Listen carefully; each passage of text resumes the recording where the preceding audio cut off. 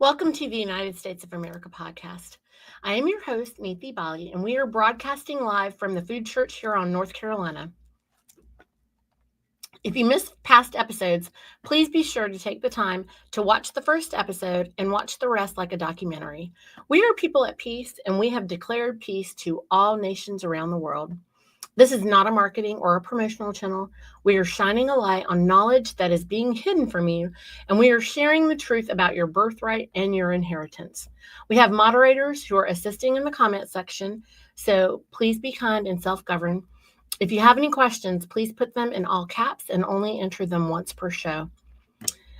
Greg Clarkson's going to be taking a couple of weeks off because he's taking his family to Colorado.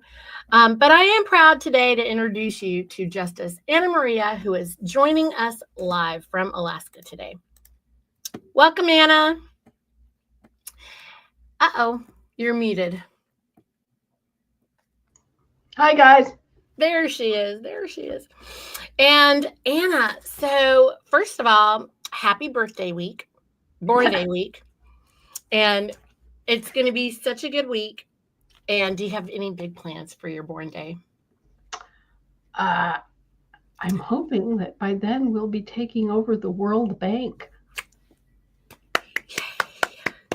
Somebody has to. It's a mess. I mean, that would be the best birthday present ever. I think that would be good.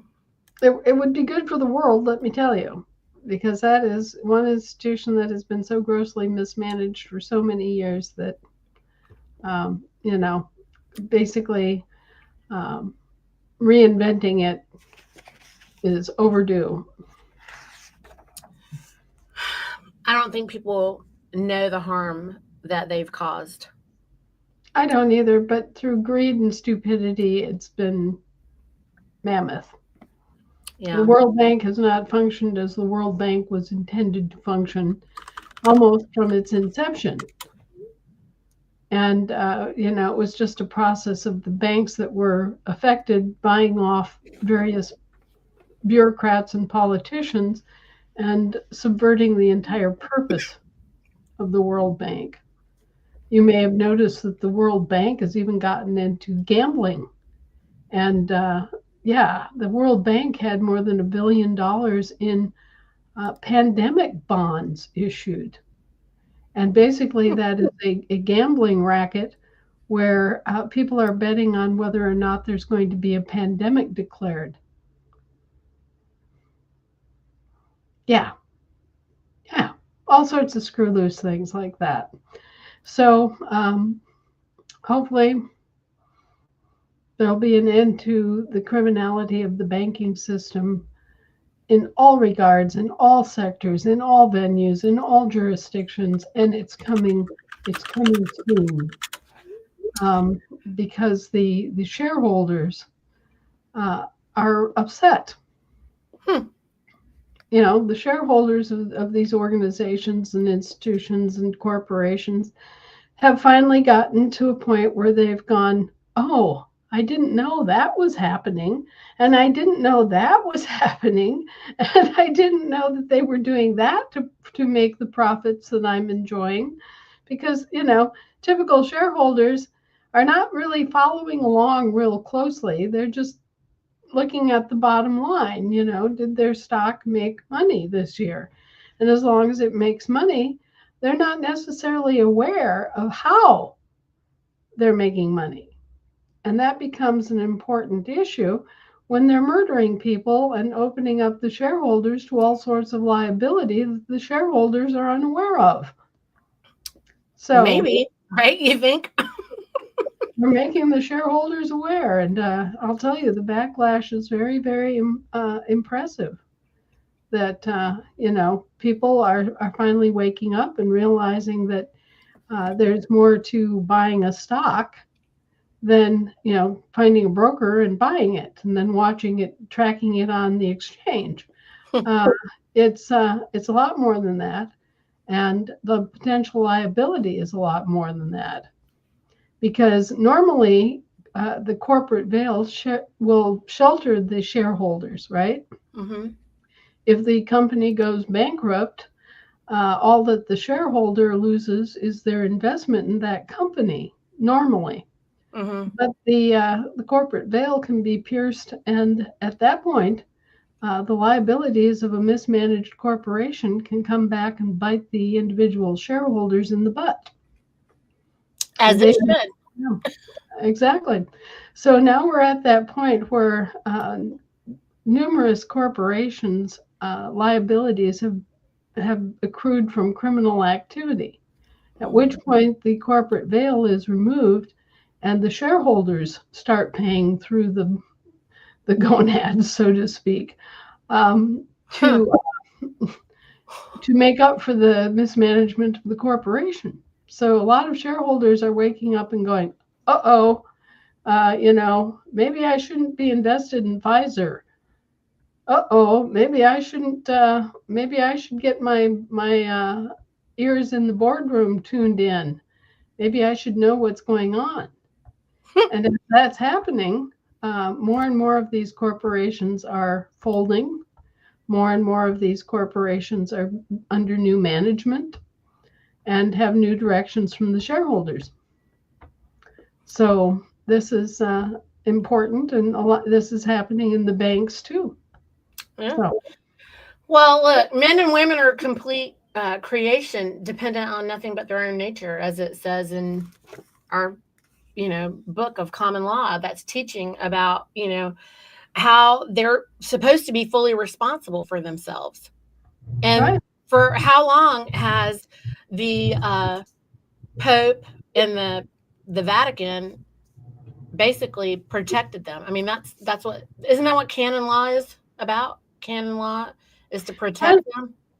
canon law is the law of the church administration. It's the law that governs the priests and the the deacons and the people that actually work for the church. Mm.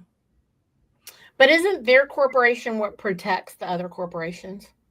It's what creates the Roman Mm. Curia, which is associated with the Vatican, but the Roman Curia is what has dreamed up all of these corporate entities, all these Mm. different kinds of corporations, and the proliferation of different kinds of corporations in the past 100 years has been just incredible. Mm. We used to have trusts. Trusts were, part of the landscape for 1,000 years. Because we developed trust as a natural outgrowth of human relationships, Mm. uh, where say that I had to go off to war. I was a feudal land baron, and I had to go off to war in the Crusades, right? Mm. And so I would turn to my good friend, my cousin, who, for whatever reason, was too old or whatever, who wasn't going to the Crusades, and turn my holdings over to him and to his administration as a trustee for me while I was gone. And I, of course, give him a will so that if I don't return within 7 years or I'm killed in the Crusades, then my wife and my son inherit or something like that. So trust grew out of human relationships and human situations like that. Okay. And Mm. they've been around forever. But other kinds of corporations, S Corps, B Corps, C Corps, LLC, LLCs, PMAs. All. corporations, Mm.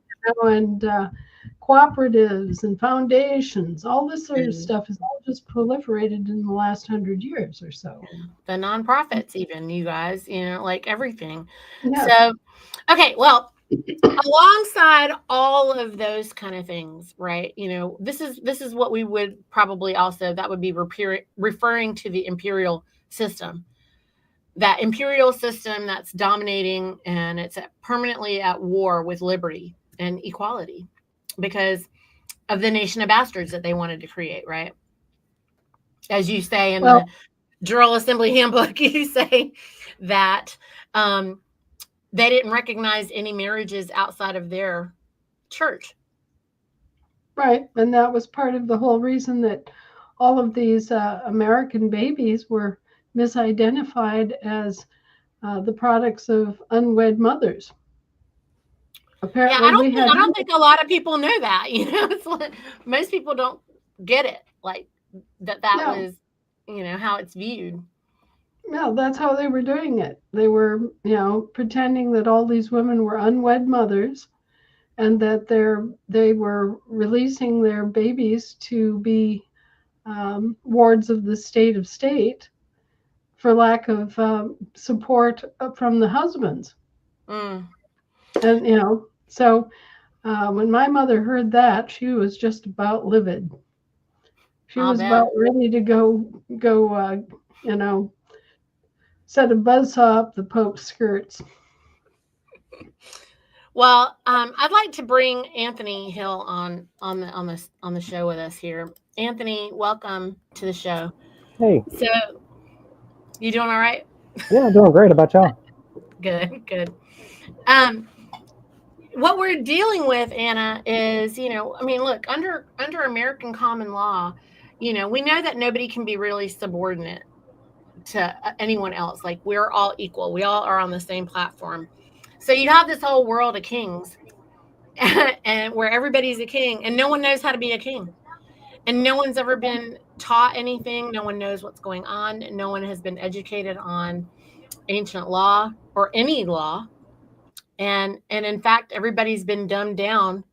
And their consciousness is being, is they're having contests to see who it is, that can really control the consciousness of man. And I don't think everyone is quite aware of the fact that that is actually what's going on. And it's up Well, to us. I mean, look, it's been said before that poverty is what is holding everybody back from being able. I mean, that's what causes all the crimes or creates criminals is poverty.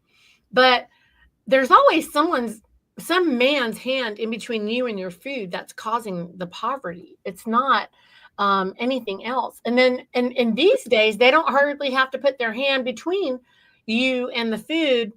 What they've done is they've created this lack mindset. And so you can't be all you can be because you are your worst enemy. What do you think about that? it's doctrine, the doctrine of scarcity. It's official that scarcity is supposed to be used as a tool to promote virtue. And they've also redefined morality to make it be, they think you can, it's your morality and your truth and my truth. When, the truth aligns with morality and lies align with immorality, period. If you walk the line and you don't want to speak the truth and know and recognize the lie, you're immoral. I mean, it's like you've said before, Anna, if you're not courageous, I don't even want to know you. That's what you said, right? It takes a lot of courage to address the truth and talk about things openly. And the truth is tough because it's belligerent. Well, it can be. I mean, it doesn't always have to be, but oftentimes um, we're in a position where simply telling the truth is a radical position to take. Think about all of the things that the quote unquote tin hats have been absolutely correct about and proven correct about.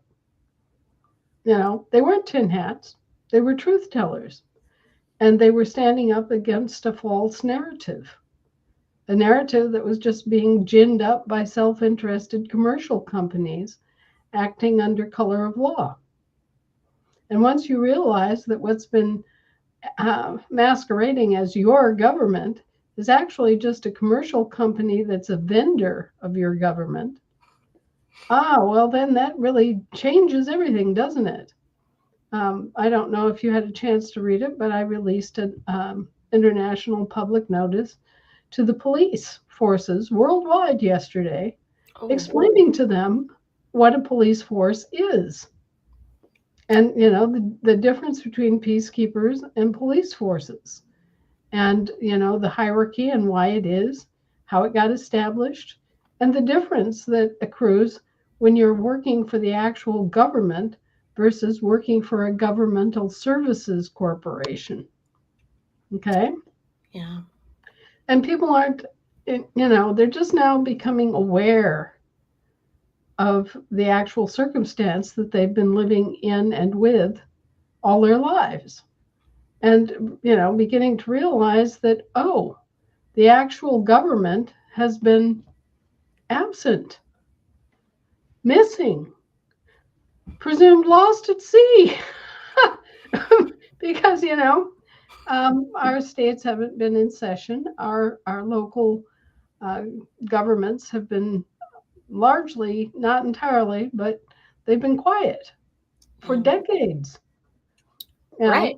So the entire system and hierarchy and everything, we were talking about that on Lisa's podcast this morning too, where, our job is to tell our employees what to do.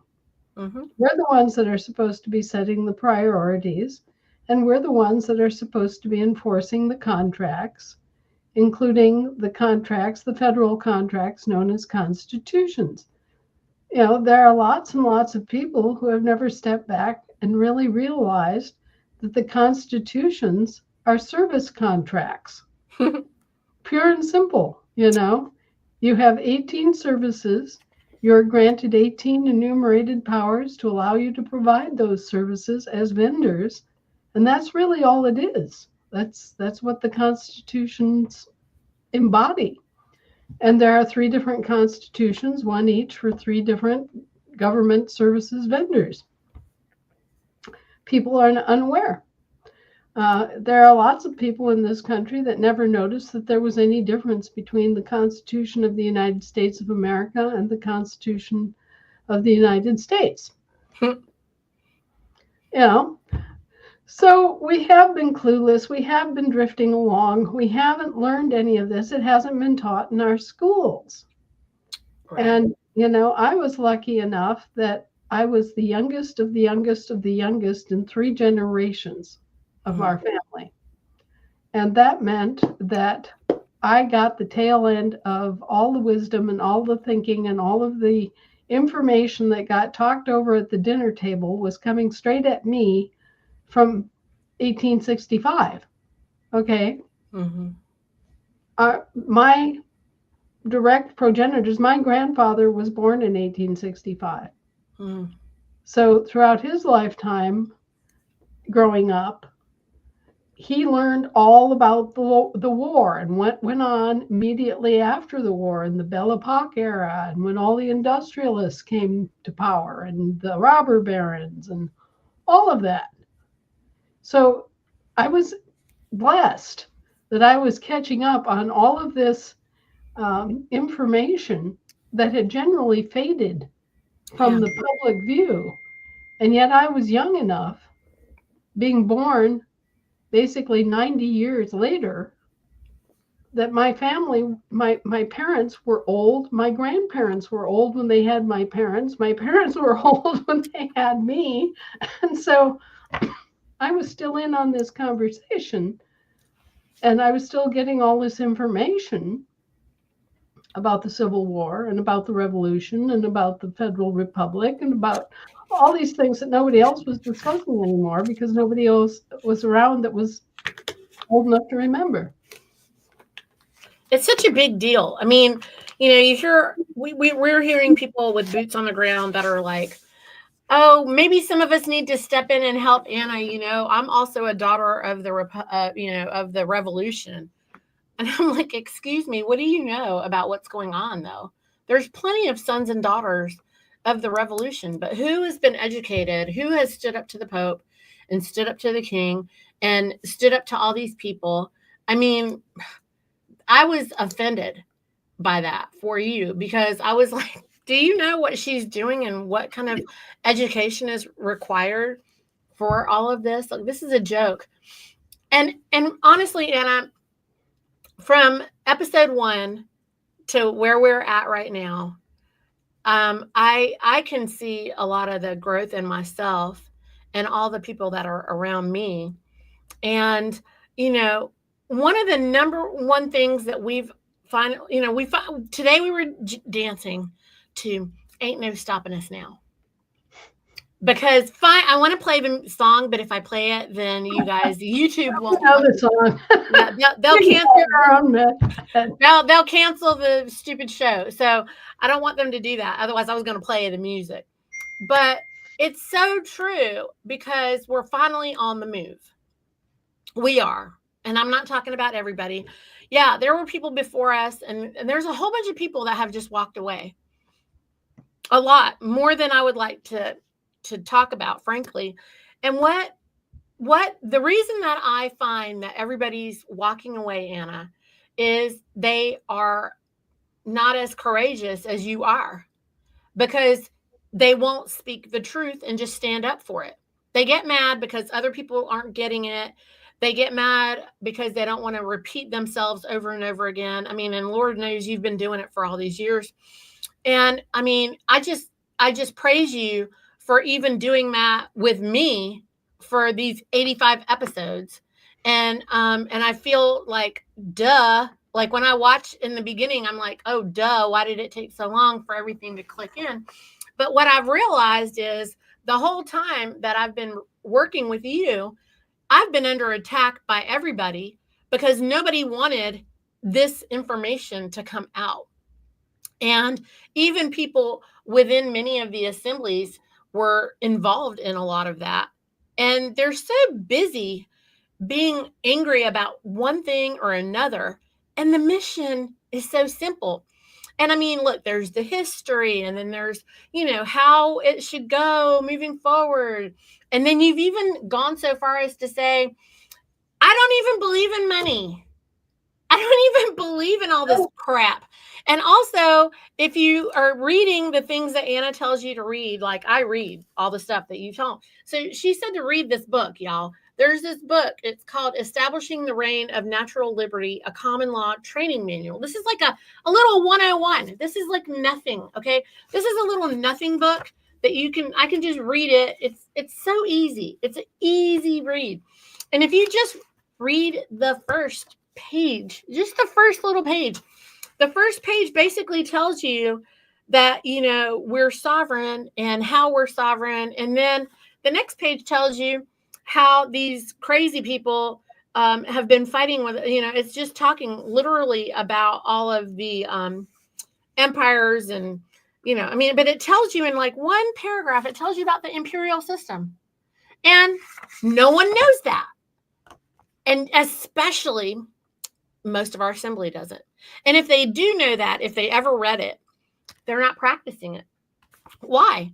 Because they're so busy trying to be in charge of everybody, trying to control everybody. So, like, look, you take an entire population of this whole earth today who don't know anything except how to follow the leader, because we've never known anything else.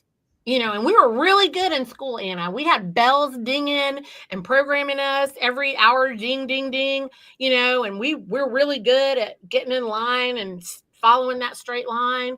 And we want to be good, okay? We want to do a good job. We want to be good, and we want somebody to give us a sticker every time, okay? And ring a bell or whatever when it's time to move to the next thing. And also at the same time, we want to be the boss. And there's nobody to boss.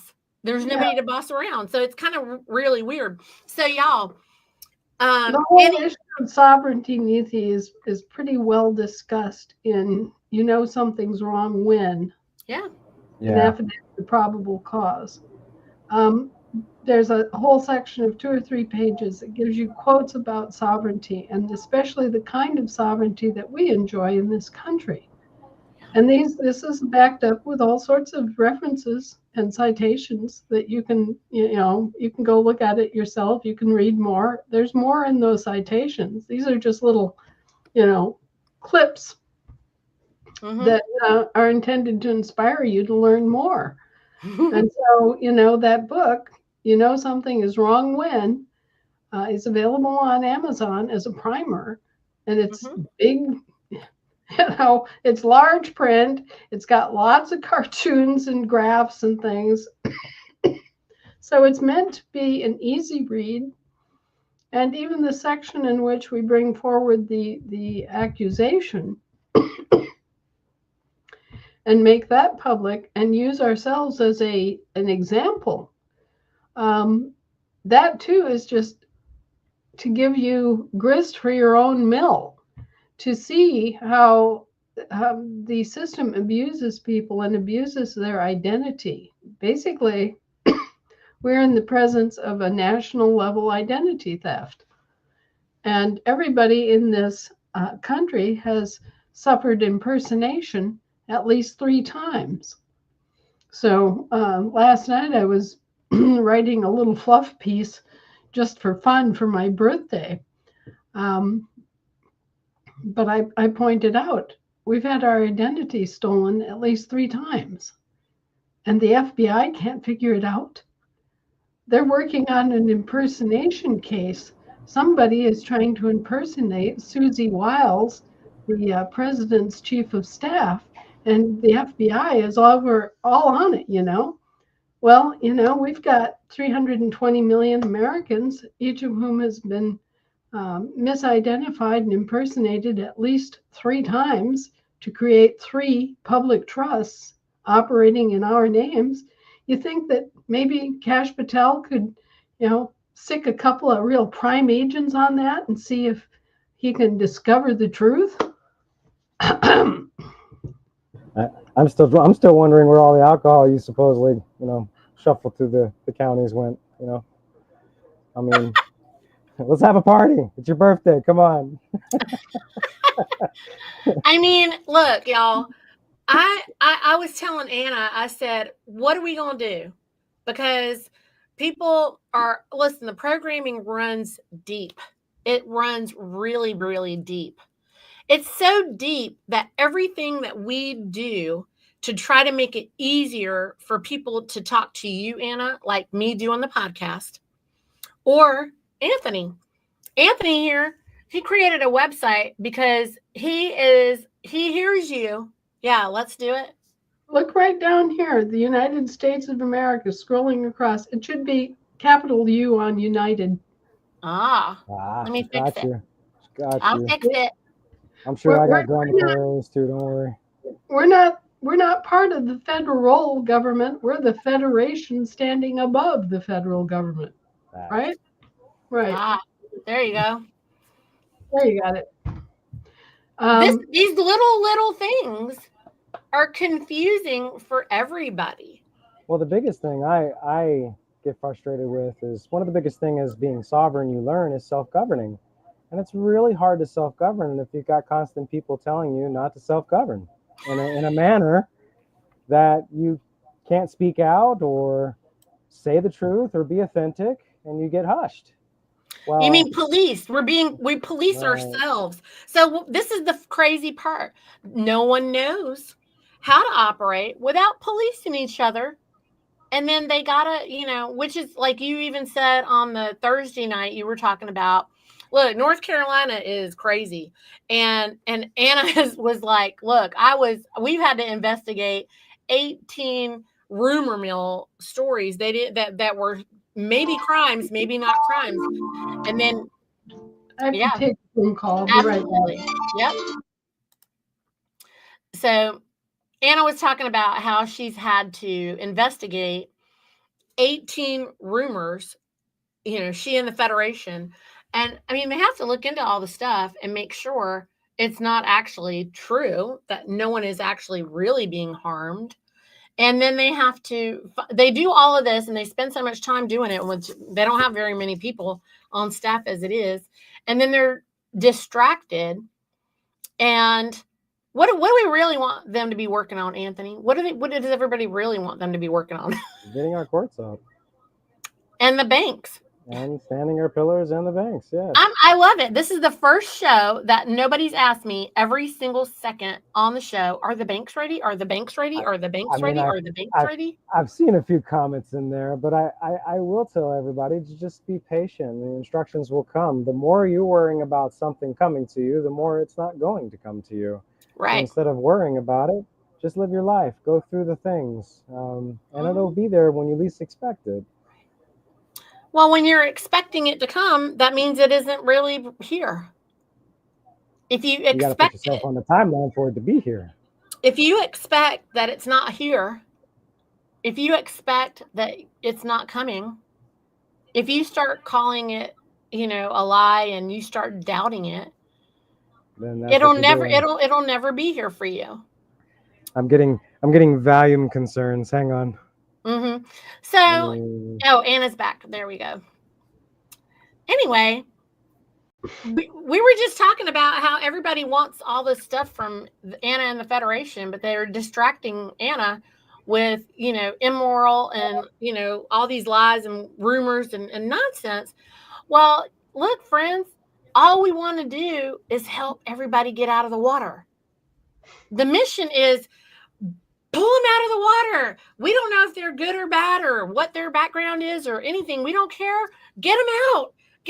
They're precious souls. There are people that are alive that shouldn't be in the water. They should be out of the water. You put them on the land, and then you did your job.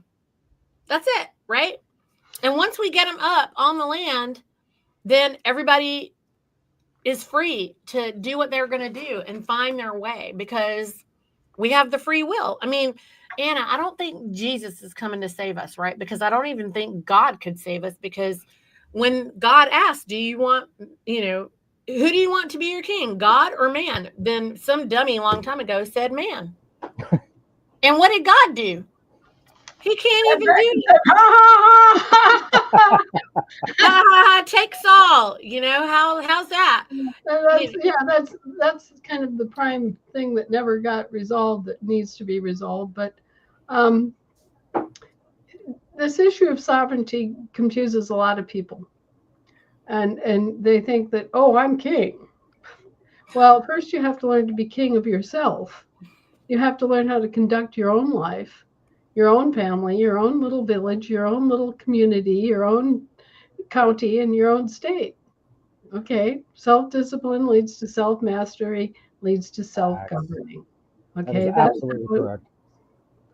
and the issue of sovereignty in law is actually pretty well established, and our guarantees are well established. But we have to adopt the right political status, and we have to live by the rules that make the whole system possible. If people focus on getting themselves sorted out, yeah, that's the first job. Figuring out what political status is, figuring out how your government's actually structured and how it operates. All of this is very, very important because you cannot function effectively. You cannot self govern a country without having self governing people. And we were just discussing the International Business Assembly on Lisa's podcast. And uh, people have not thought deeply about anything. Really, the International Business Assembly not only deals with all international business coming to their state and all international jurisdictions that their state controls, which is land and sea, right? They haven't even thought about the fact that land in law means the subsoil. 6 Okay. feet under. We aren't talking about that. Yeah. They haven't even really come to grips with, in law, there are definitions. The soil is the top 6 inches. It's just the crust on top of what? The land. But the land is the subsoil. We're talking about managing mineral deposits. We're talking about oil reservoirs. We're talking about water reservoirs. We're talking about the sea. We're talking about maritime coastal waters where you have docks and you have have commercial and trade transactions going on. We're talking about the high seas. America is, the states are inheritors of rights in all of these jurisdictions and all these venues and has all these different kinds of law. We have American admiralty law, okay? We don't have to be dependent on British admiralty law. We have our own. And so it's like that story about us having retained the right to go pick blueberries when we sold a piece of property. We retained the right as part of the sale to be able to go up in this particular part of the property and pick blueberries. Okay, I can't tell you how many years it's been since we put on our muck boots and stomped up that very steep incline and picked blueberries among the bears. But we have the right to do it, okay? And it's sort of the same way with how our country's been. We have the right to do all this stuff. We are contractually guaranteed the right to do it. And yet we don't put on our wellies and go march up the hill and do it. And that, now we're doing it, okay? And it's a constant source of amazement to people. Mm-hmm. That, as each layer of the onion gets peeled, they're surprised because they haven't thought. They haven't really made the effort to think things through. Right now, the big surprise is that, we have to get county assemblies organized too. And the county assemblies are different than the state assemblies. But there's a state that's formed by joining all of the counties together called the Union State. Okay? Well, this is all coming as a big surprise to them. And their instinct is to immediately think that the Union State is opposed to the State of the Union, as if they're, competitors and they're fighting against each other. No, they're in two separate jurisdictions, and they have to work together and depend upon each other, or both fail. This is the whole idea. So here we come to working together, Anna. So this is where we've been facing. When we try to get together and work together and provide solutions, all of us come at it from a different perspective because we all have these different experiences. And all the ideas are good. Hello, there are no bad ideas. There's no reason to look. If there was an emergency, actually, which there is an emergency, actually, we're trying to bail the people out of the water who have been in the water. There's millions of people still in the water. Hello, they need us to bail them out. And everybody on the side is so busy fighting with each other. The people are dying in the water. Hello, we need to get them out. We don't need to be arguing with each other about how we're going to get them out. And then you got the ones that are going in and pulling them out.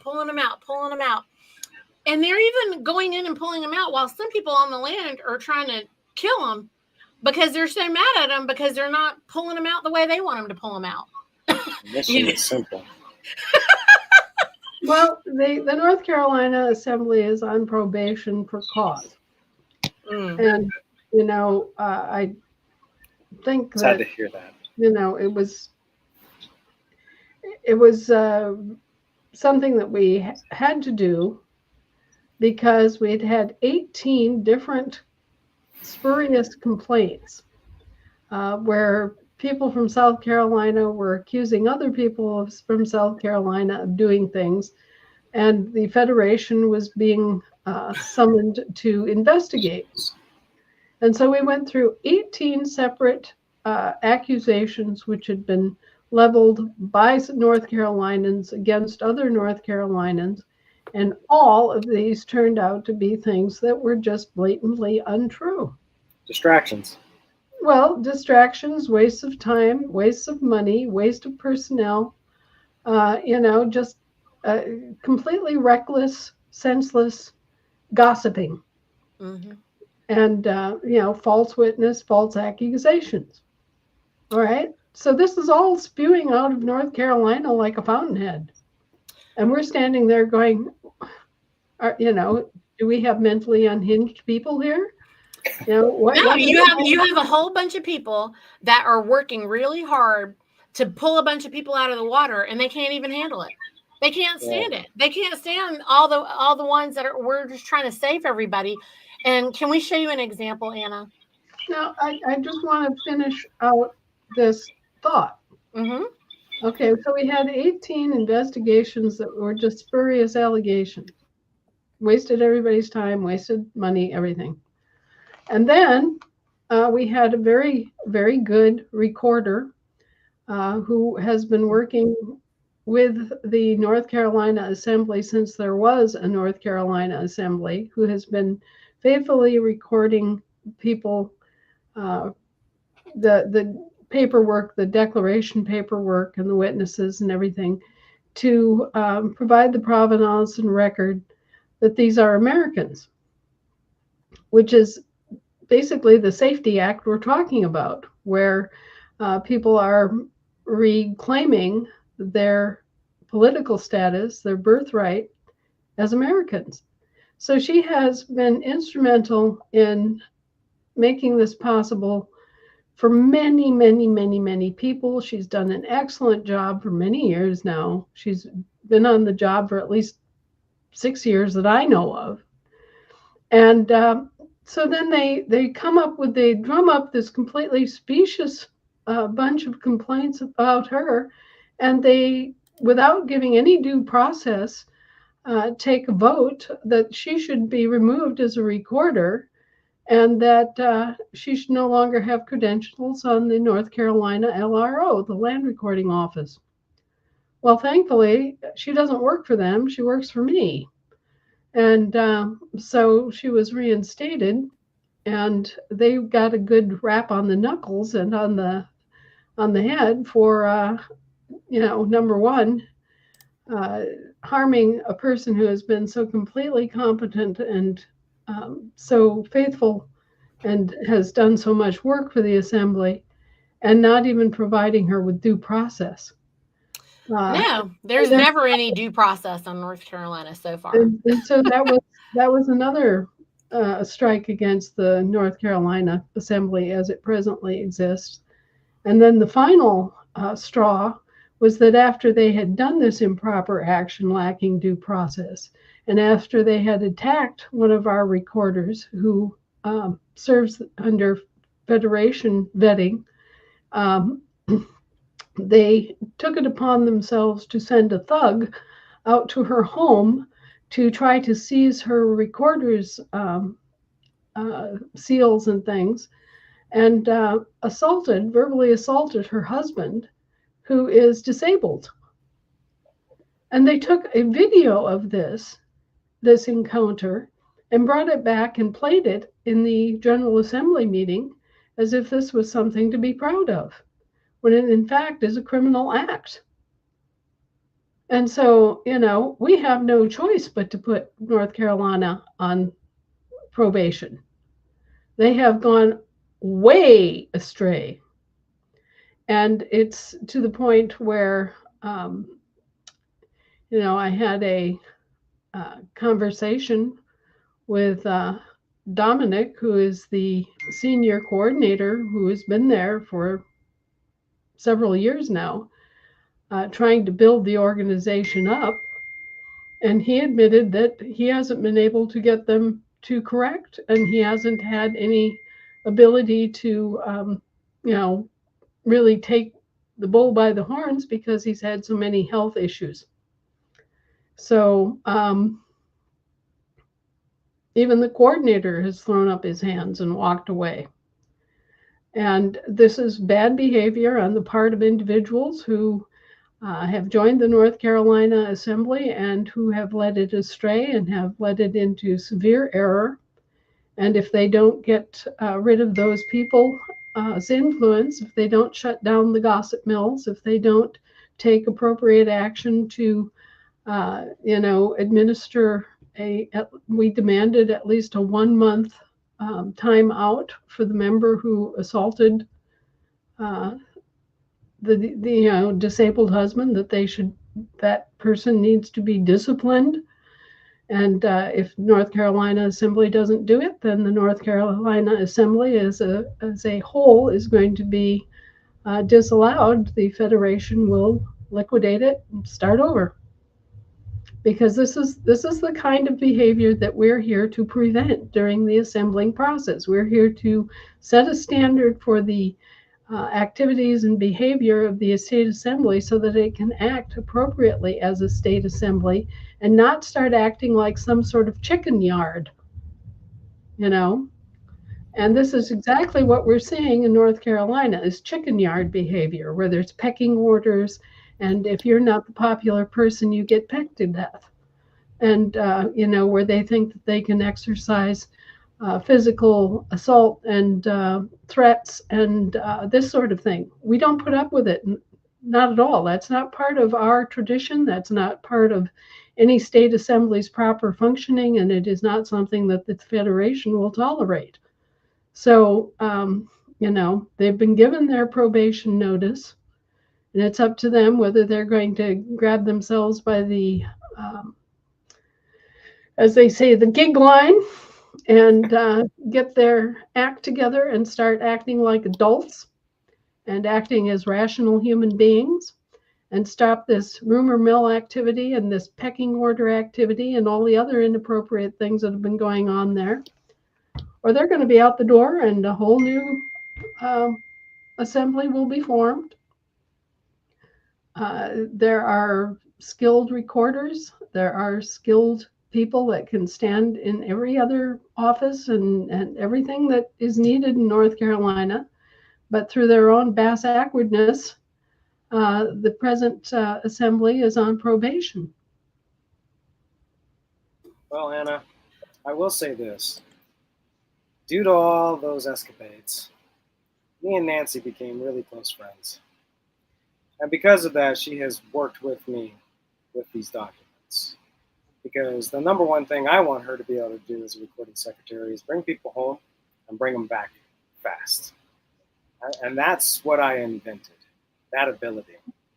That is the job. That is what a recording secretary is supposed to do. Right. She's been working with all of us. She's been working with the food church. She's been working with all of us to bring everybody here. I mean, me and Nancy go back way before she ever knew about the Federation. Like we've all been, working together for a long time, but we want to show this to you. Can I present this? Because we're coming up with solutions. So what we've been working on trying to do is this. Well, this is what Anthony's been doing. I can't say I have anything to do with this. Let me just let me just say that. Hey, the ticker's coming across. Finally. All right. Yeah. So you can see the ticker, and at the very end of this ticker, it's going to basically tell them to donate to you, Anna, just so you know that. Up here, yeah. Well, we certainly need the help right now. We're doing a lot of work with very few resources.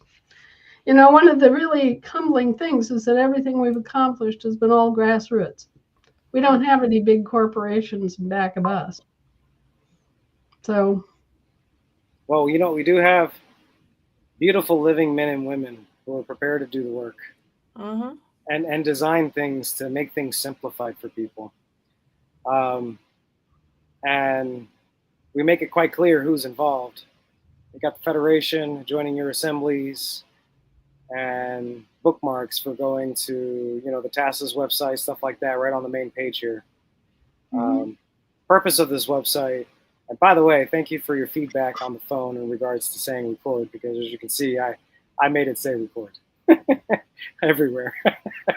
The purpose of this website is to be able to bring people back home quickly. So the only thing you mainly see on the first page right now is all the LROs that are Federation approved, and then of course my LRO that I created as a backup. It's only for backup purposes, have some place in case something happens. And then of course you've got the bucolic laws notices, and then people have the ability to post notices on here once they're inside. The main page basically states the following.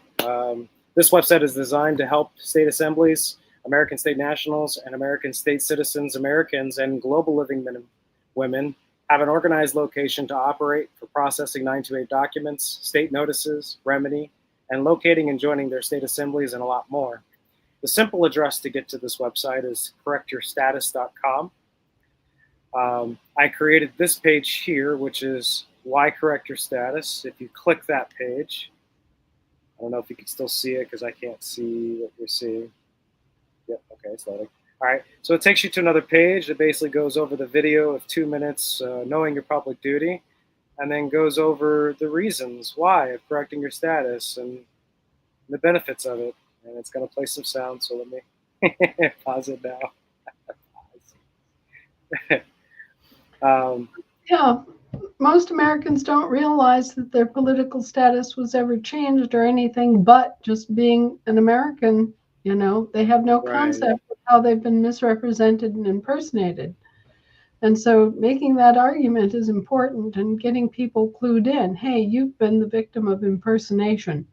Right. So exactly. your identity as an American has been stolen. I mean, there are only so many ways we can say that, Anthony, but it needs to be said. And exactly. Thank you. You're welcome. The biggest thing is joining your assembly. Now, these QR codes, before I forget, if anybody wants to share why to correct your status, you just take a screenshot of this QR code and show it to somebody, and they'll be able to quickly and easily pull up the website directly to that. The same thing with joining your assembly. The Join Your Assembly, if I click that, shows literally all your assemblies. Shows all the information you need to know. Bookmarks to like Johnny Perry's link tree that has all the assembly information, and the TASA's website, and American Some Assembly Required YouTube channel, and pretty much everything. But over here you see the assemblies. We call them assembly parlays because we parlay in discussion. It's not discussions, it's parlays.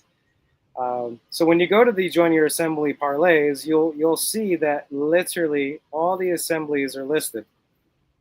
And the reason I did this is I wanted to simplify people finding their assemblies. So if you click on like the Alaska Assembly, which is a good example,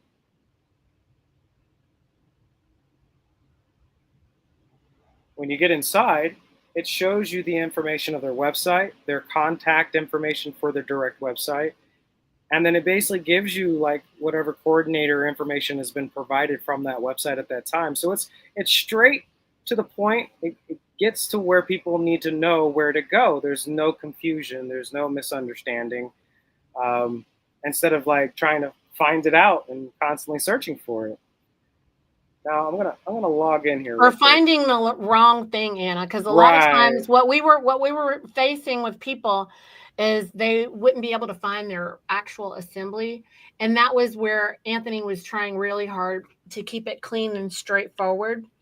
This is what we're talking about too. There's so much pushback from everybody about it. Oh my gosh, you're using our assemblies, logos, or seals, or whatever. No, we're trying to make sure people connect with you, because the mission of the bad guys is they don't want the slaves to be free, A.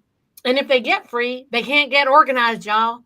So they don't want us to get organized. Well, it's very important to us that we get organized and we get our assembly organized and we're on the proper assembly. And we don't just come home, but then don't participate on the assembly. Right. We have to keep going. We have to literally build our government and operate it. Right. And, just like going up that hill and picking the blueberries, we have to organize ourselves and do it. We have to exercise the right to self-govern in order for it to have meaning. Absolutely.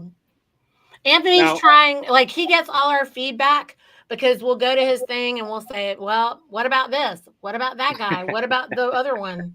Sorry. Go ahead, Anthony. No, you're good.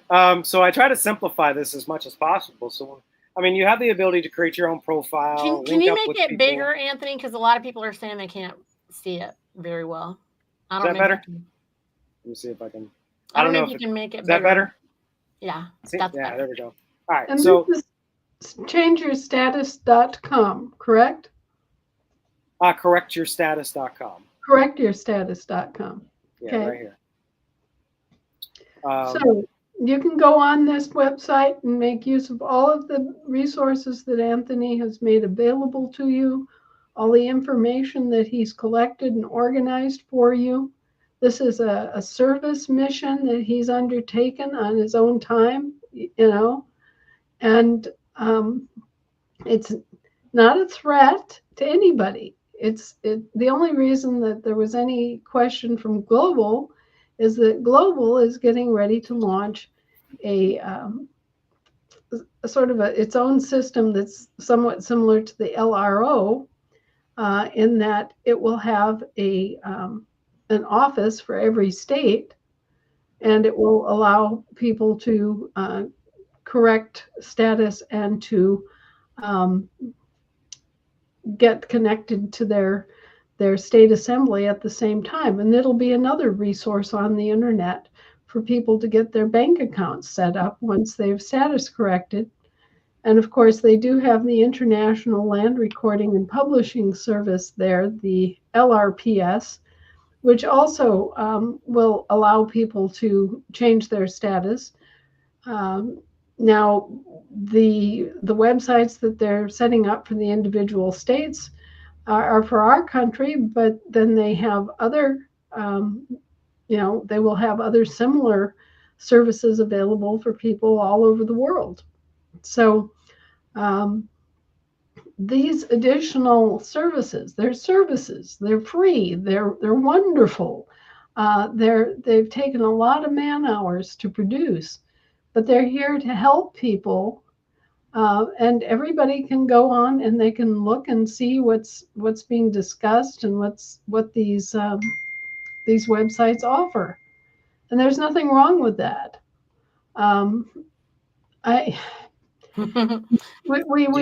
We are not in a position to sniff gift fish. Okay, we're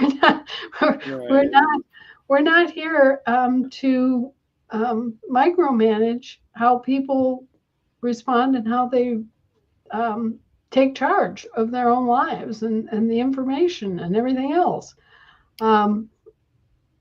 People say to me, I have never charged for anything that I've produced. I've never charged to use any of my information, anybody at all. It's all been free. And that's because I want everybody to have access. I want every American to be able to reclaim their birthright. And, the only fees that are associated with this from me or my side of it at all are the recording fees that the recorders charge for their services and maintaining their databases. So, and those are by agreement to be kept very reasonable. Anna, so I just want to point one thing out about the site.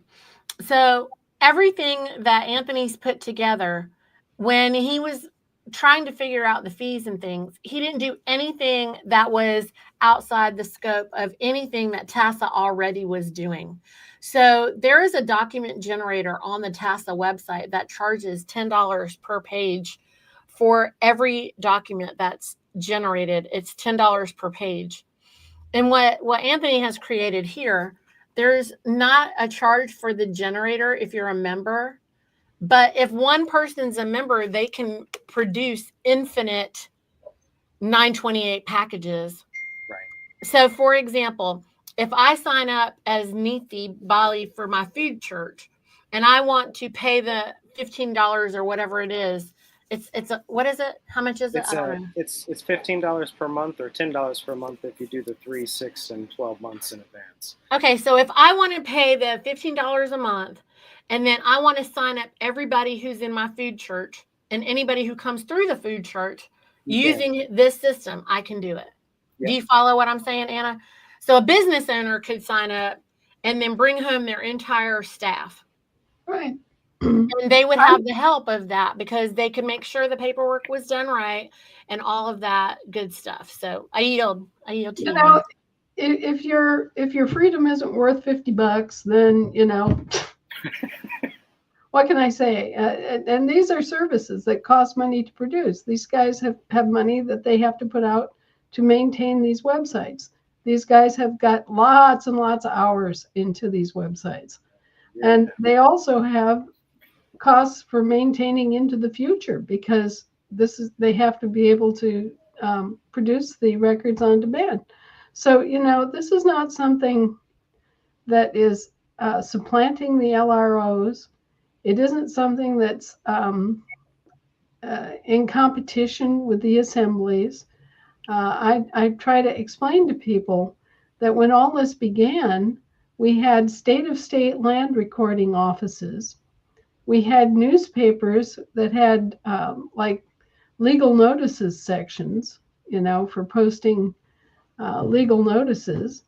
And we had just a few different places in the counties that were still offering recording system services. And what we were seeing was that the state land recording offices and the counties recording services were being shut down. So, the global elite was on the move to make it impossible for people to establish public record of their political status. And that scared us because we were already few and far between as people who realized what was happening. And if they shut down those recording services at the state level, then where would people have as a public place that they could go? The newspapers were turning people away and saying that they couldn't publish their declarations anymore. Actual entire offices were shut down by the state organizations. So we needed places, and we still need places, and we will continue to need places where we can create public records of our declarations, our wills, our land patents, everything. We need these. And, it's great that the assemblies have the LRO system. And eventually, someday, each state will have its own land recording office, and it will have its own system for managing its own state records, and that's all great. It will spin off the LRO. But the concern is that we should have as many places as possible where we can actually post our information so that it is a true public documentation of our claim. If you look back in history, there are all sorts of court cases where people intended to claim their state as their permanent home, and they didn't. And so they were not accorded the rights of Americans. Okay? So we've already been through this in our history as a country, and we don't need to go through it again. Everybody needs to declare their status, their birthright status as an American for their own safety, and so that they can access the guarantees of the constitutions, and so that they can be free. So, it's of prime importance that we have all these different efforts going forward. And, what Anthony has done here is just basically brilliant, because he's brought together all of this information. He's made it available to you for free.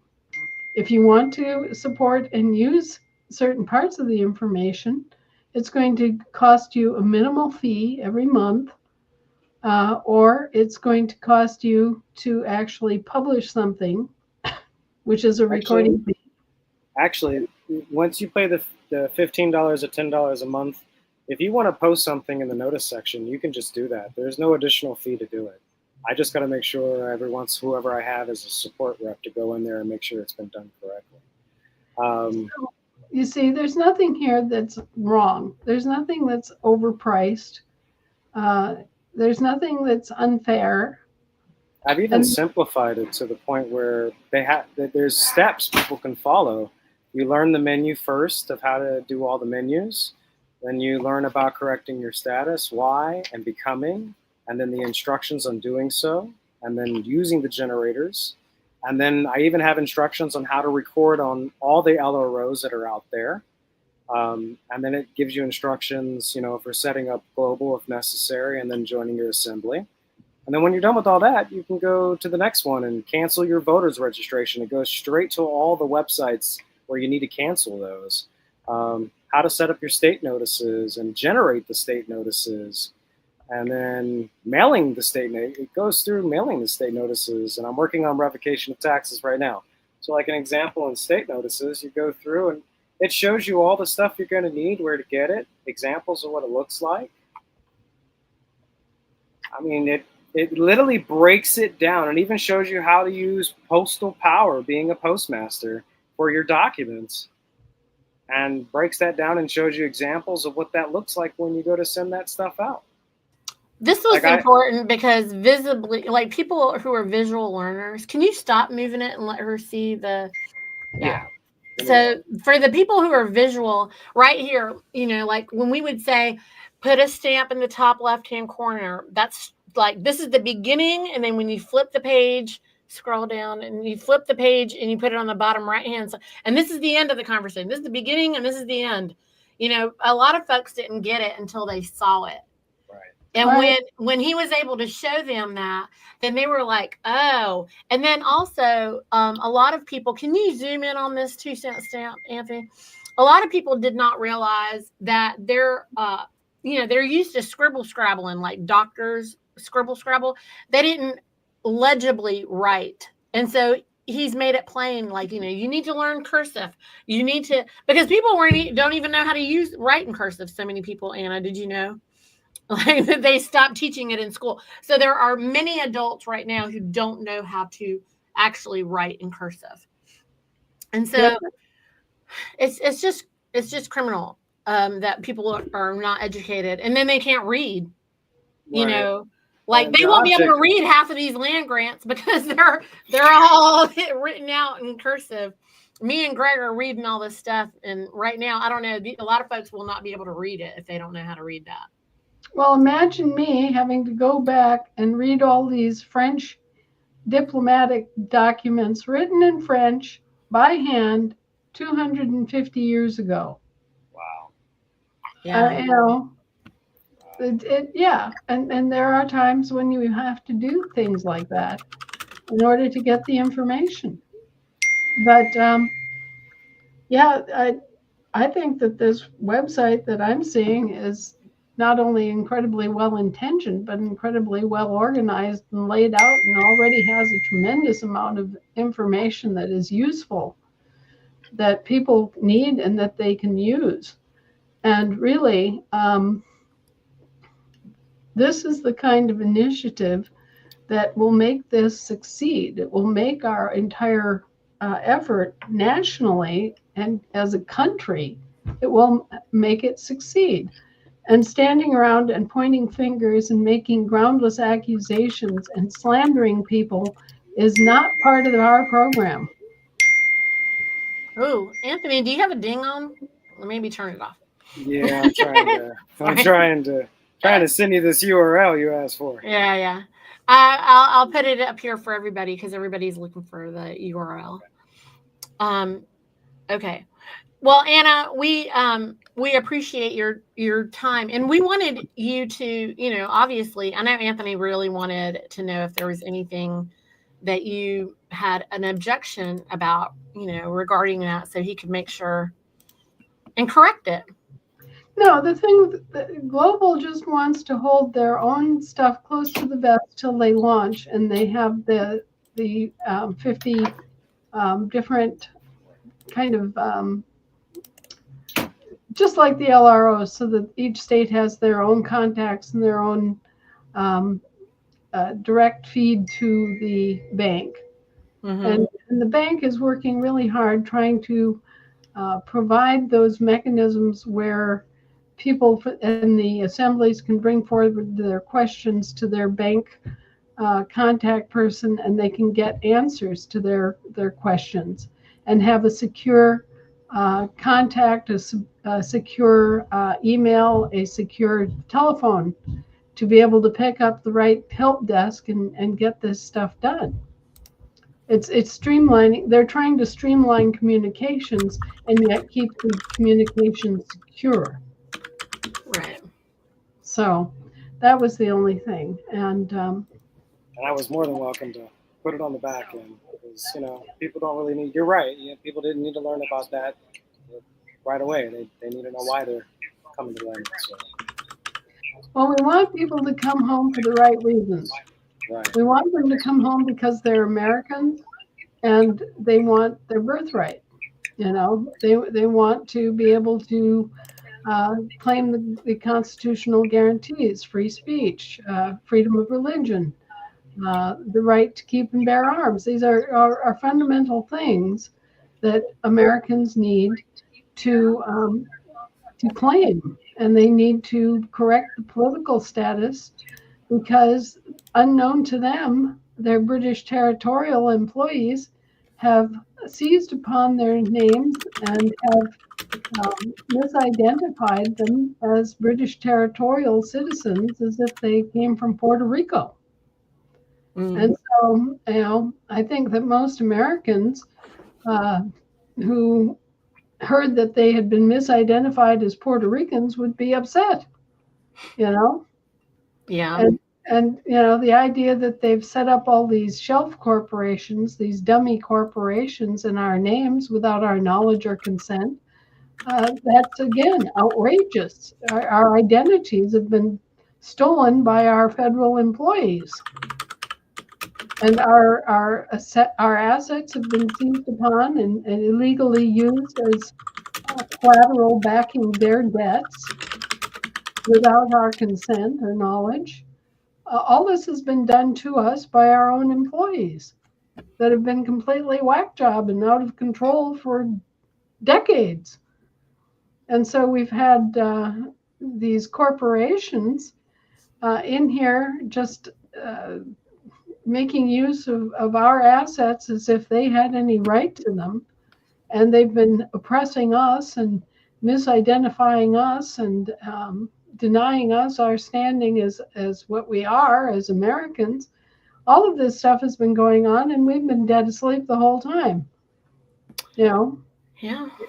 Listen, we're awake now, and we wanted to play the song "Ain't No Stopping Us Now" because we're getting a grip. And so this is what, look, Anthony's like, Anna's bank's going to be ready soon. This is going to be happening. What are we going to do? We need to be able to help everybody come back as easily and as quickly as possible. I'm soliciting all these businesses, these farm owners, landowners, the people that own businesses that are real Americans.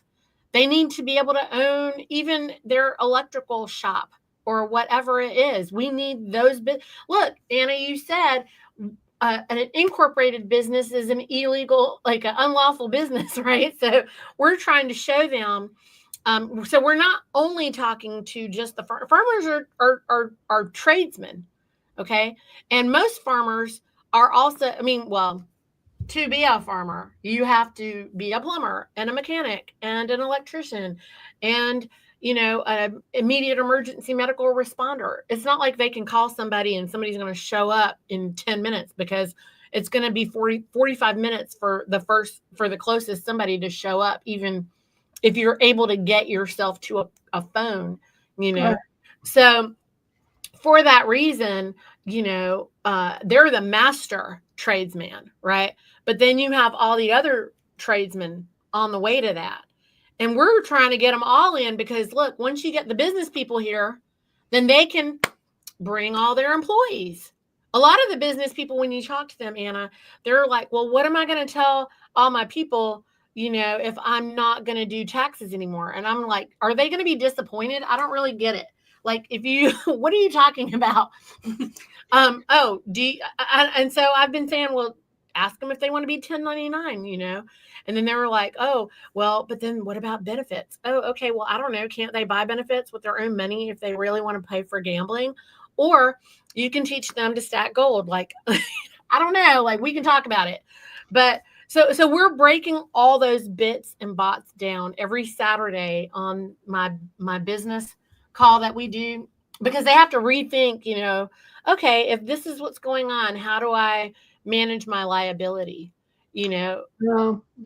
Well, there's there's a report that was done by a broker who took an average, official average earnings of an American on a specific year, and then extrapolated very conservative returns on a pension program, a privately funded pension program for that American, based on 7% of their income, their total net income, going into the pension program. And it turned out that an average person just doing a very minimal investment program could expect to have at least a $3 million nest egg ready for their retirement.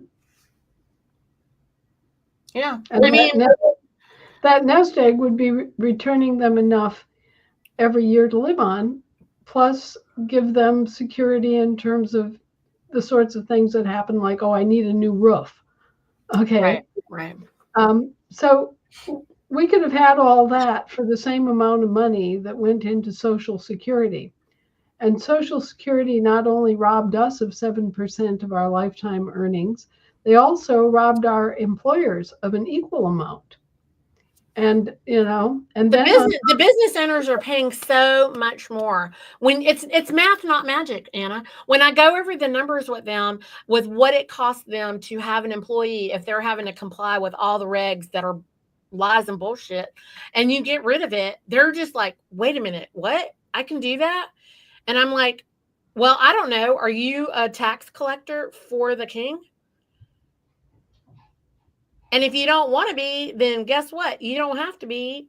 And we're getting through to them slowly but surely. But it's terrifying for a business owner, Anna, because a lot of them are like, "Who's going to come for me? What's going to happen? Oh my God, what?" So. Well, if I have anything to say about it, and believe me, I do. We're going to shut down the IRS entirely. They're not going to be able to operate on our floor. Whoa, sorry, there's some feedback. Sorry about that, Anna. I might have my phone too close.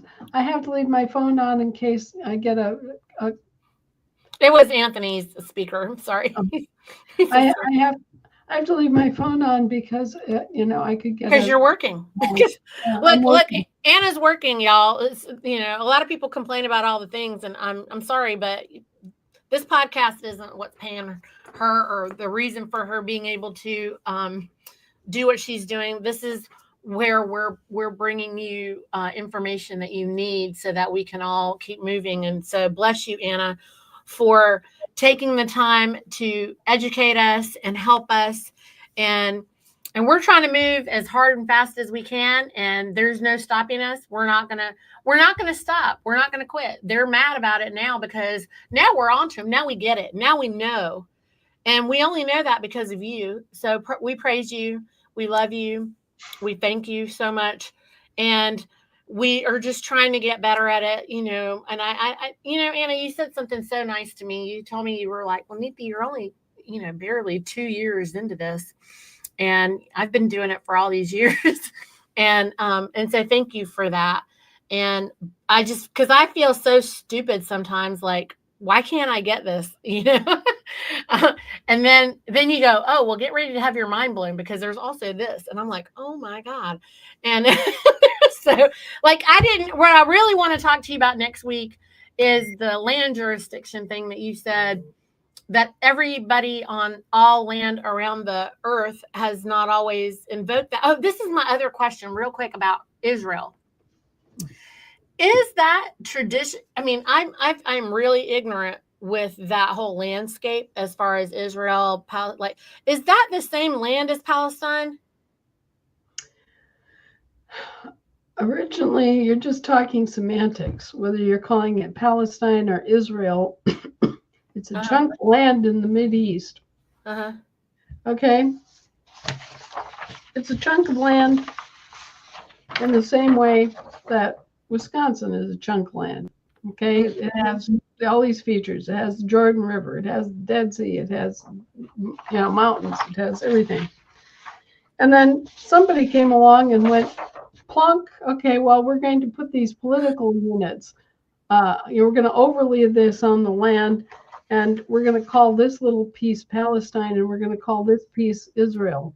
Uh-huh. Okay, so it's totally arbitrary. And how this all got started was something called the Balfour Declaration, where basically Britain went in and installed a military protectorate on the land, right, and called it Palestine. Okay, so they labeled this chunk of land Palestine, and they declared themselves a military protectorate over this land, when actually Britain didn't have anything to do with anything, Once Right. again, British meddling, British territorial meddling. Okay, so they came in, they designated that this chunk of land was called Palestine, and that they had a military protectorate over Palestine. Okay, so then Jacob Rothschild back in England is looking at the whole situation, and the people who are living in Palestine is a mixed bag of Jews, Christians, and Muslims. Mm-hmm. Okay, and it's all these people have traditions connecting them to that piece of land, that Palestine. So they're all there. They're all living together peaceably. Mm-hmm. Jacob Rothschild goes, this could be turned into something that could be the Jewish homeland, because the Jews have been dispersed and living all over the world for thousands of years without having any place to call home. And so he goes to the British government that established Palestine via their arbitrary military protectorate and declaration, right? Wow. And he says, I'd like to rent a portion of Palestine for a period of 99 years, and here's $1 gazillion. And so all of a sudden, Israel was created, arbitrarily just drawn out on a map, as a place for the Jews to return to, their ancestral homeland, right? And this was cobbled together by the British government and the Lord Rothschild. Okay, all of that was set up by them, and it was all arbitrary. The British didn't have to call it Palestine.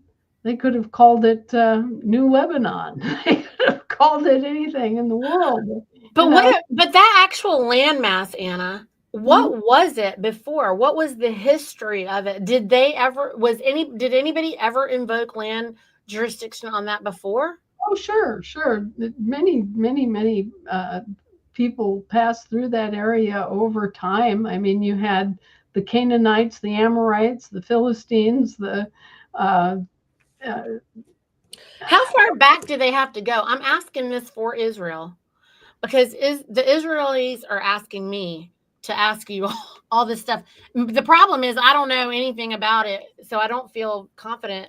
And then the things that they're talking about, I'm like, okay, Anna's not really answering a lot of this. And Anna said Israel's complicated. So probably Anna can't answer that in a text message. Israel is in a very strange position.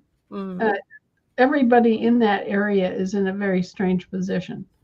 And what they should do, my opinion, yes, is that they should all get together, Jews and Palestinians and Muslims, Christians, everybody who lives there should just kind of blot the deck and say, okay, we're here, we're living here, we're the living people in charge of this. And so, how are we going to live together peacefully? Okay, what are we going to do? How are we going to do this? And shove the foreigners out. Get rid of Britain. Britain doesn't have any business meddling in your little corner of the world. Neither does the U.S. They're the trying to people figure out what to stand on. They're trying to take your paperwork, like they're trying to use the 928, and they're like, and I'm like, I don't think you can say America. Like they were trying to figure out what words to put for on American land and soil. it really doesn't really apply to their situation. So they cannot use it, right? We should say don't do it. I would not try to use that as, our stuff as a basis for any claims that they're making. Now, what they're trying to do is they're trying to use the war in 1948 to establish their country. But there are problems with that. And one of the major problems with that is that it was essentially a mercenary conflict. So how do we save those people? This is the big question. Is not like this is not about just getting them a GFG account. This is like literally like those are the people that are in the water that are wanting to know how we can pull them out, and we don't know how to pull them out because we don't know what language they should use. So I think that this is ultimately it's going to be an agreement. An agreement needs to be made to share the land. Now here in America, we have, I think the official count is now 246 native nations sharing the land with the states.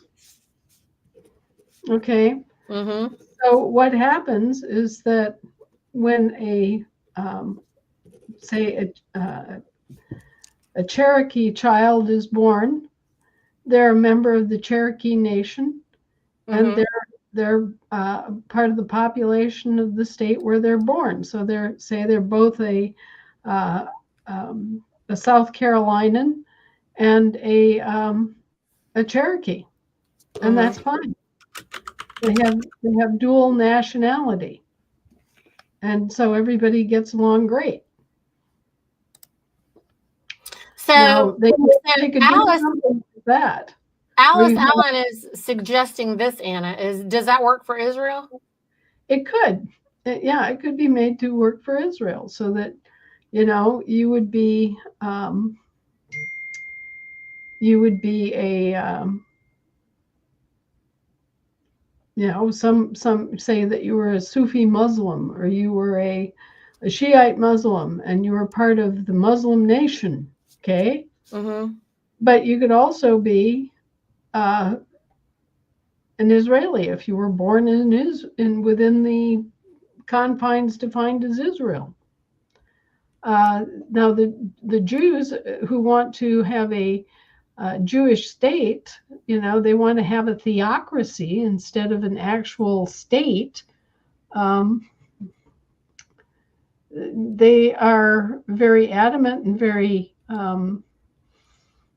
nasty about wanting to claim not just the area that they're in now, but basically large portions of Lebanon and Syria, and they want to control all of what the Brits originally defined as Palestine, and they're very warlike and they're very elitist and very not welcoming.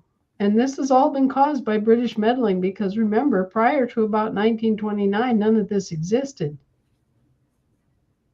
This has all been inculcated by foreigners that came into an area that was settled and peaceful and everybody was getting along, and Britain did what Britain does. It set up two teams. It set up the Palestinians and it set up the Israeli team, and then they have profited themselves from them fighting ever since. This is what Britain does. It sets up two sides every time, and then it profits off of the fight that they have set up and engendered.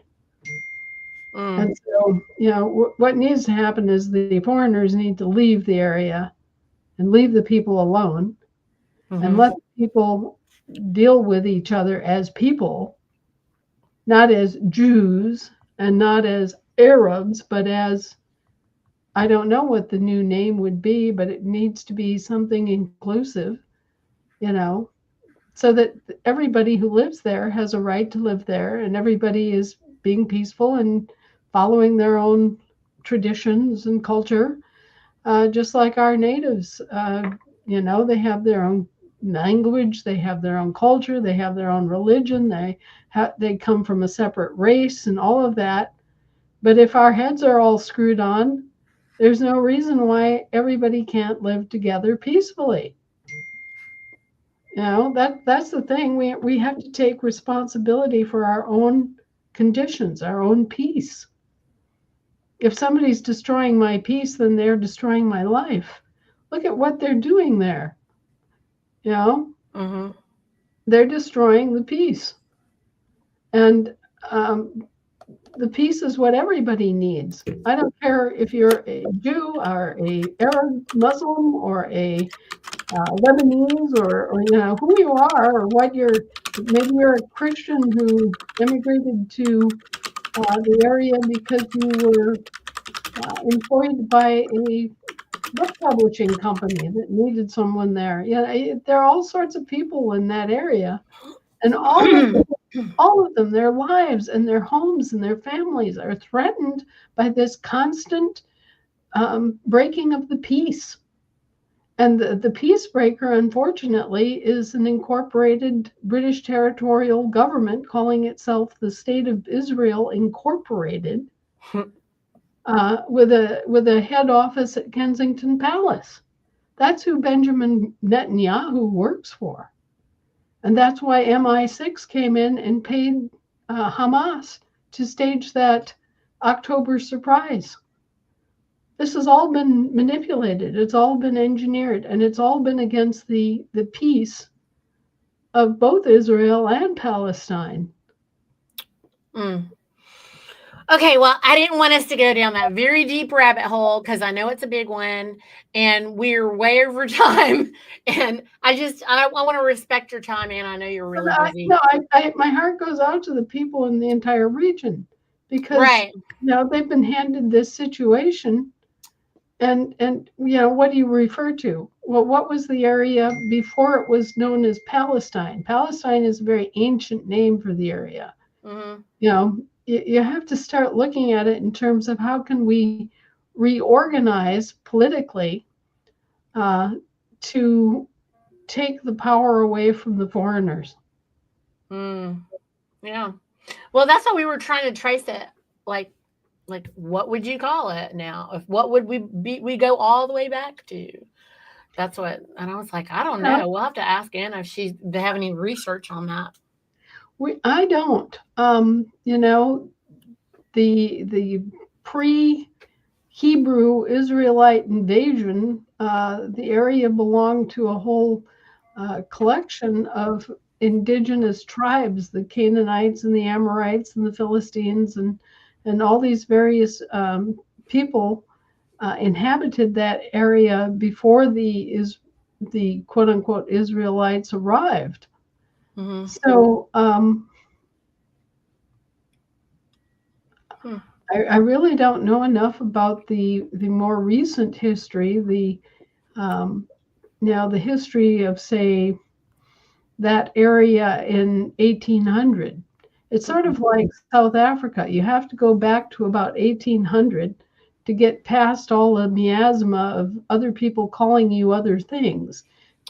What's so offensive about this is that these people came in from England and other countries, Germany even, came in and labeled your land and labeled you, and you never even had a moment to think about it or weigh in on what you were being called, Yeah. And so it's all these people are suffering and dying and living under horrible threat, and their resources are being wrested out of their hands.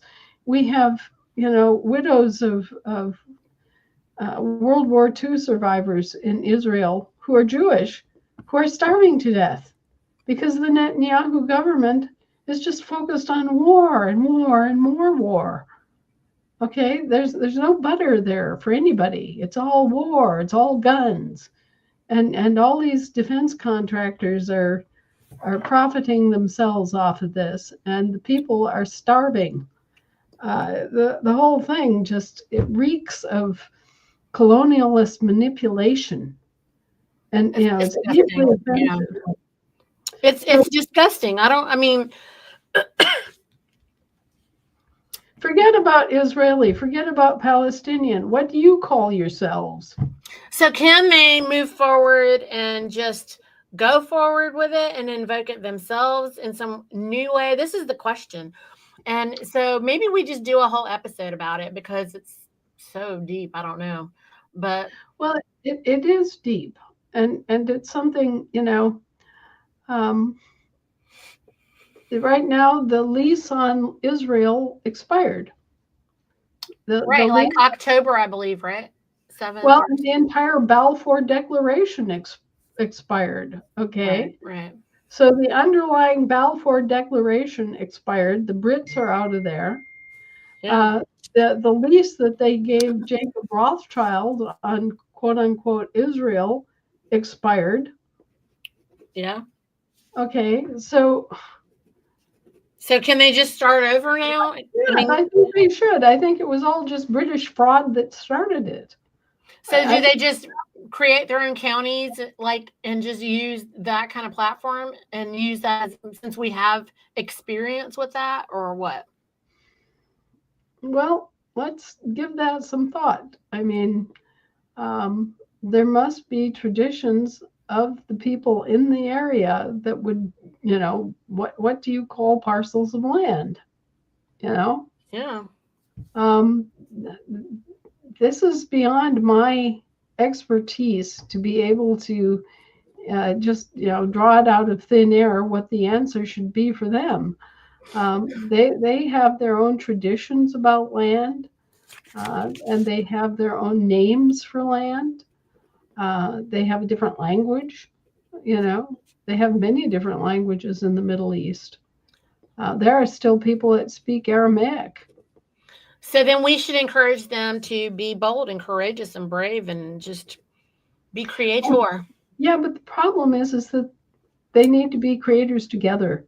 Mm-hmm. They need to be creators as Israelis and Palestinians joined together to be creative, to forge a unified country. Yeah. So that, there isn't this competition and fighting. They need to do that for themselves and realize that they were set up by the Brits. The Brits did all this. The Brits created Palestine and labeled everybody Palestinians. And then they came in and they said, oh, well, we're going to rent this land that we don't own, that isn't ours, that we have no right to rent, but we're going to rent it to Jacob Rothschild because he gave us, $500 trillion for it. So, hey, we're going to make the money, off of somebody else's assets. And we're just going to arbitrarily, draw these lines and say, oh, this is Israel. And we're going to set it aside as a Jewish homeland. No, this is all just Brit crap. British labeling, they come in and they label people. Just like they created the Democratic Party and the Republican Party out of nothing so that they could profit from the fight. And this is what they do consistently. So I view all of the people in that entire area of the world as victims of the Brits. And once again, one more. Right. And I think, frankly, that they should wake up and realize that they've been sold a bill of goods, and that they formed identities based on gratuitous, arbitrary labels that were applied to them by outsiders who did not have their best interest at hand. I mean, think of all the money that the defense contractors have made off of Israel. Think of all the money that has been made out of that fight, and how much has been wasted, and how much life has been wasted, and how much pollution has occurred as a result of all this nonsense that got started by outsiders, by people who had no right to be there, who are making arbitrary decisions for the people who are the actual owners. Does this sound familiar? It's very familiar. Very familiar. It's a modus operandi. It's something they've done over and over and over again. If you look at the history of West Africa, you see the same thing. Suddenly there were these labels applied, and all these arbitrary organizational tools were used. And, the fact that you've got a British territorial corporation claiming to be the State of Israel Incorporated, operated out of Kensington Palace, tell you something. Yeah. And I just hope that the people in Israel realize that they're also people in Palestine, and that this is arbitrary, that this is stupid, and that they need to outgrow it. They need to realize that they were all schnookered by the Brits. Yeah, the lies are so big. Well, I know. The history of it, you can see where Britain came in, had no right to come in. Like anywhere. Right.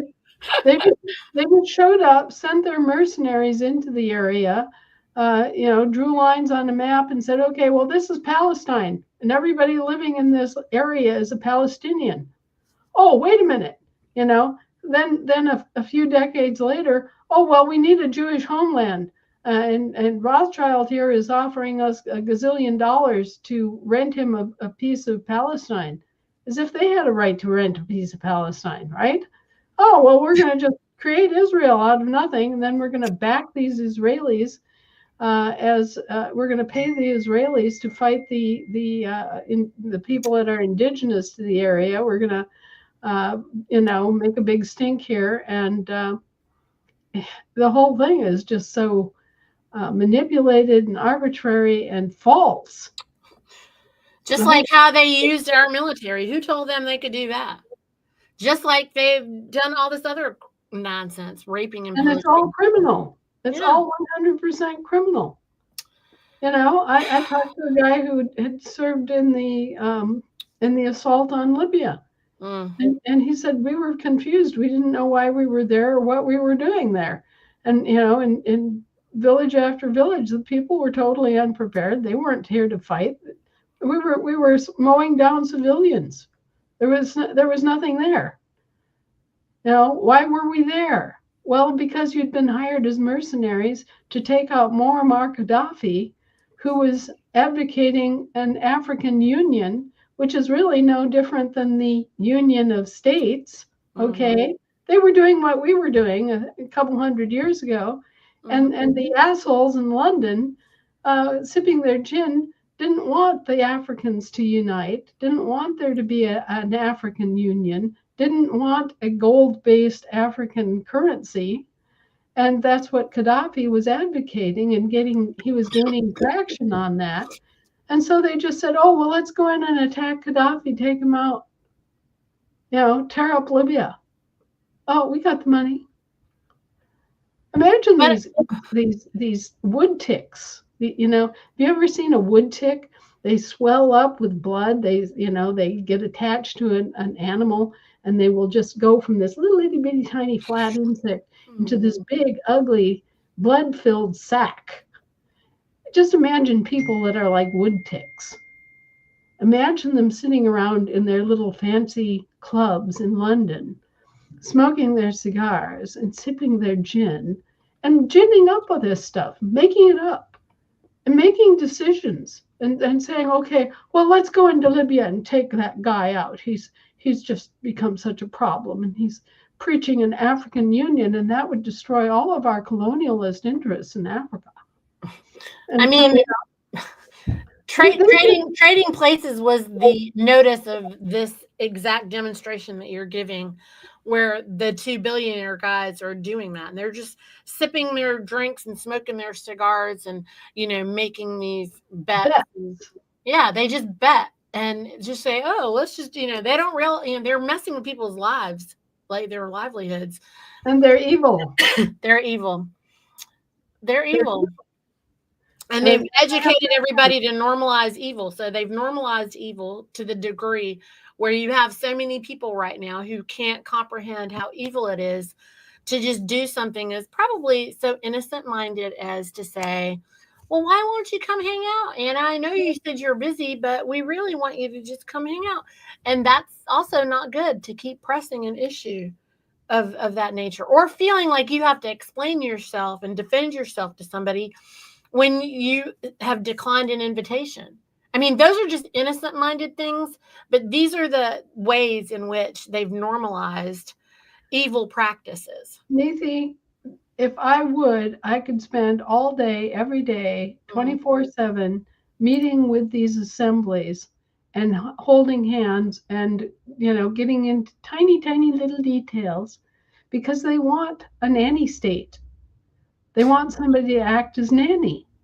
Well, they've been in a situation where they've been bossed around and told what to do, and they think they're free. They think they're free, Anna, but the B movie even demonstrated that you've been put in a box, and you only have the choice to do the boxes.